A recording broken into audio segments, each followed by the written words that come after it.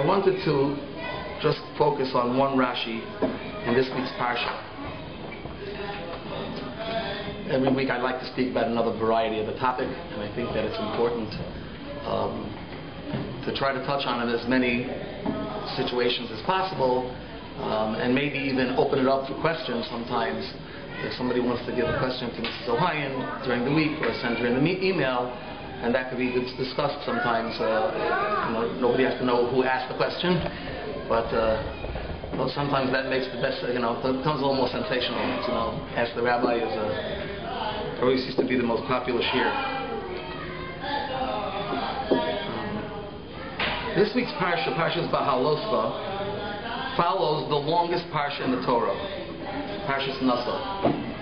Now, while Naso is the longest parsha in the Torah, it happens to be probably one of the easiest ones to learn, because Parshas Naso contains the Chanukas HaNesiim. It contains all the karbanos, the sacrifices that the Nesiim brought when they inaugurated and they consecrated the Mishkan.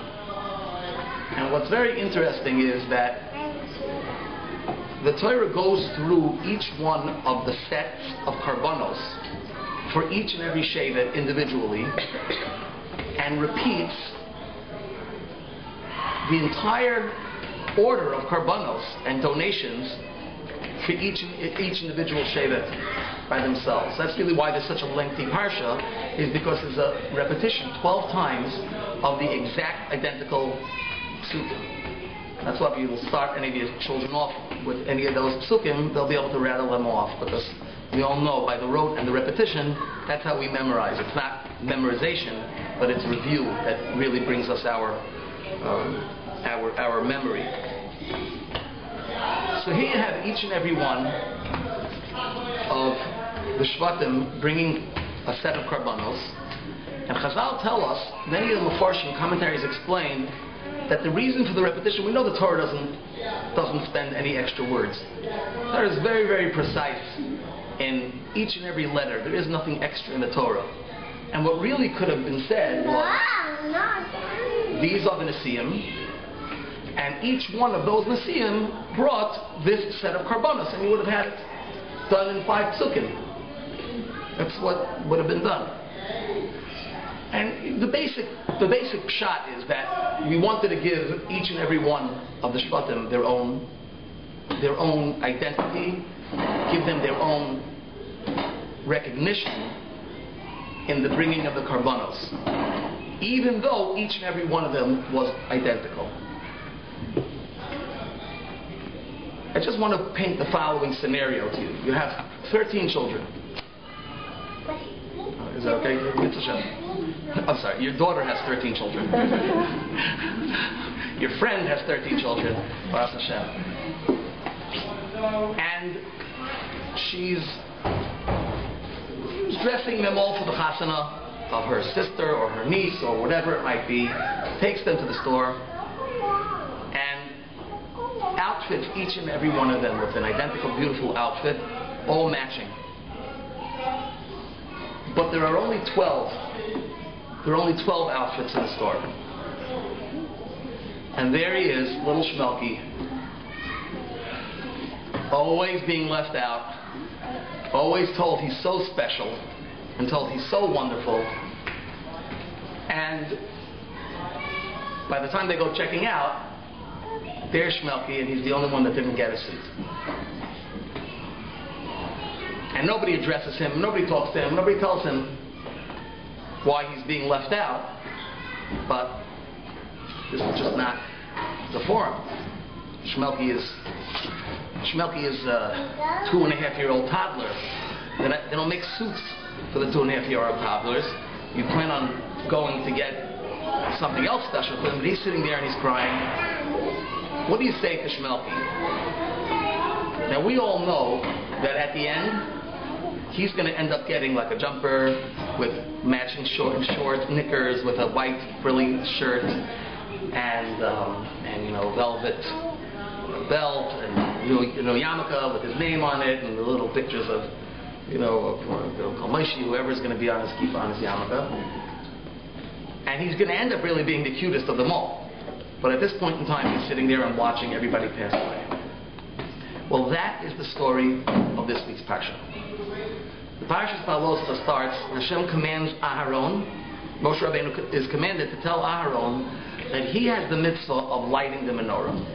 Beha'alotcha es haneros, when you light the candles of the menorah, el mul pnei ha-menorah, towards the center of the menorah, ya'iru shuvas haneros. And Rashi says, Loma nismacha parshas ha-menorah la parshas ha-nesiyim. Why was this parsha of the menorah placed next to the karbanos of the Nesiyim? I mean, this is just an average mitzvah. This has nothing to do with the Chanukas HaMishkan necessarily. So why is this mentioned close by? And Rashi says an amazing, down-to-earth, human nature lesson. And he says, because when Aaron HaKohen saw that all the Nesiyim were bringing karbanos in the Beis HaMikdash, Cholsha oz daitai, he was depressed. Chalisha Sadas means you become depressed. You become despondent. You feel all is lost. Shelo haya imayim b'Chanukah, that he did not have the opportunity to be with them in the Chanukas HaMishkan. And you have to realize the reason why the Kohanim are not in the Chanukas HaMishkan is because they're the ones that are bringing the karbanos. So they didn't need to bring karbanos for the Chanukas HaMishkan. They were the Mishkan. They were doing the avodah in the Mishkan. So it says, not him and not his Shevet. Amallah HaKadosh Baruch Hu, Hashem says to him. Just picture little Shmelki sitting there, right? HaKadosh Baruch Hu takes him onto his lap and says, Chayecha, I swear, Shalacha Gedoylu Mishalahem. Yours is greater than theirs. Sha'ata Madlik Umeiktav HaSaneres, because you get to light the candles of the menorah. And Chazal, many of the Mepharshim don't understand what's the difference between lighting of the menorah and the karbanos of the Nesiyim. And the teretz that's given is because the mitzvah of Ner Chanukah is something that lasted way beyond even the destruction of the Beis HaMikdash. Because even nowadays we light the menorah on Chanukah. So the Nes of Chanukah was a chiluk of that, and it was part of that gift to Aaron HaKohen. And I just wanted to pause on this just for a moment and discuss, what it means when you have children, and not everything is for every child. Not every surprise, not every talent, not every privilege is really appropriate for each one of the children. And Aaron HaKohen, you have to realize that HaKadosh Baruch Hu had a big job, Kaviyachol, here. What happens if Aaron HaKohen would have said, I don't care if you give me a menorah. It's not fair. You sit there with Shmelki, and Shmelki, you're going to get the frilly shirt. You're going to get the velvet jumper. And a new kippah. I don't want a new kippah. I want a suit just like it. I want a dress just like Chani has. And it's not fair. How come I have to go back here? I want it in this store. And I hate to tell you this, but it applies even to adults. It's not just little children that are that way. If you're going to shul and you're a guest and you're sitting in someone's seat, can you imagine sitting in somebody else's seat in shul? You're a guest and you walk in and someone says, excuse me, it's my seat, it's not your seat. Now there are plenty of other seats around, but it's my seat. It's something very sensitive, and HaKadosh Baruch Hu had to go to Aaron and say to him, Shalacha Gedoylu Mishalahem. Why did Hashem have to say yours is greater? Why did Hashem say, I have also something for you, my dear? Shalacha Gedoylu Mishalahem. Can you imagine if Mommy in front of everybody would say, Shmelki, guess what I got them is nothing compared to what I'm going to get you. How would everybody else feel? It's not fair. So if he has it, everyone's going to want their new yarmulke with their name embroidered on it, and having what Shmelki has it. Because Baruch Hu answered him, Shalacha Gedoylu Mishalahem. Is there a problem with that? Is that something that in the parenting books we would say, even though you're going to go ahead and try to balance it out, but don't tell the missing child that he's better than the other ones? You could tell him sometimes you have to wait for the things that you're going to get. Kadosh Baruch Hu said, Shalacha Gedoylu Mishalahem. Kadosh Baruch Hu wanted to instill pride in Aaron HaKohen that you're a Kohen. We have this often with our children. Everybody else is going to the movies, and we're telling our children they can't go. Do we say, well, we have other things that we could do? Or do we say, Shalacha Gedoylu Mishalahem? Are we able to tell our children that you're a Yid, you're a Ben Torah, you're a Bas Torah, and we don't go to the movies? We have other ways of entertaining them. We're Am Kadosh. We have a special pride in the eyes of HaKadosh Baruch Hu. Are we allowed to say that? There are many times that I was advised, tell your children, Kamenetskys don't do that. And you can say Ohioans don't do that, and Robanowitzes don't do that, and Schwartzes don't do that. And that really gives children a pride and says, you know something, I am special. And the Kadosh Baruch Hu did that because maybe the Kohanim are special. Is each Shevet special? Yes. But you're going to have something that's everlasting. And I think it's really worth it to spend time with your husband, with the children, and really find out what is uniquely special about each one of them. I can only speak from personal experience, from the way that when I was raised. But you see that there are certain kids that certain children take piano lessons, some take guitar, others take sewing, others take baseball, others take taekwondo. Some children are taught how to sing. Some of them are encouraged to keep reviewing the Gemara because they have a quick memory and they'll be able to memorize it. It's a real art to be able to find in each child the shalcha d'dayla mishalahem. That all the children within the context of the family unit have all something in common with one another, but each one of them has something special, a special talent, a special gift that enables them to stand out among the others. And that's not at the expense of everybody else. It's an art. And as parents, I think it's something that really helps reduce the stress, if I may say, of parenting, is expounding, putting the child onto a schedule that, wow, 2 more days I'm going to go for my piano lesson. Music is something that I think it's a wonderful, wonderful art, a wonderful talent that children could have if they're able to handle the time. But there's a whole array of them. You could sit and speak to your Rav about it, speak to your parents about it, speak to your children about it.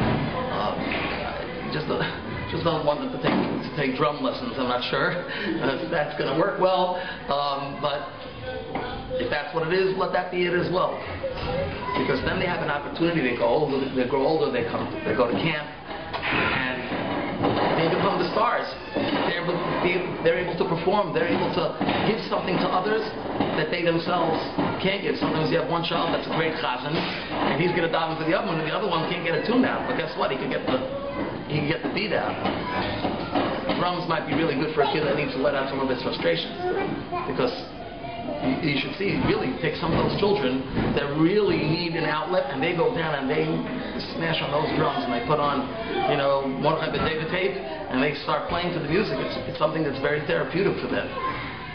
But I think that's a very, very tremendous lesson we can take from this interaction between HaKadosh Baruch Hu and Aaron HaKohen. Everybody else has, and I don't have. Was Aaron HaKohen wrong for Chol Shataytai? Was there something wrong? Aaron HaKohen, he's the Kohen Gadol. He's the Gadol Adar. You find people that the Gedolim are jealous of one another. But the Torah is, this was an Aliyah Ruchnius.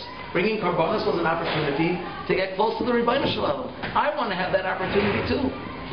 And in people's feelings, that applies to anything. I want to go to the wedding, and I want to be dressed just as nice in order to be Sameach B'Kal.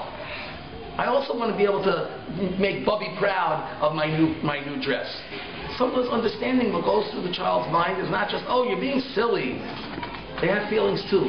Aaron HaKohen had feelings, and those feelings were warranted enough that HaKadosh Baruch Hu responded to him and said to him, you're made greater than they are.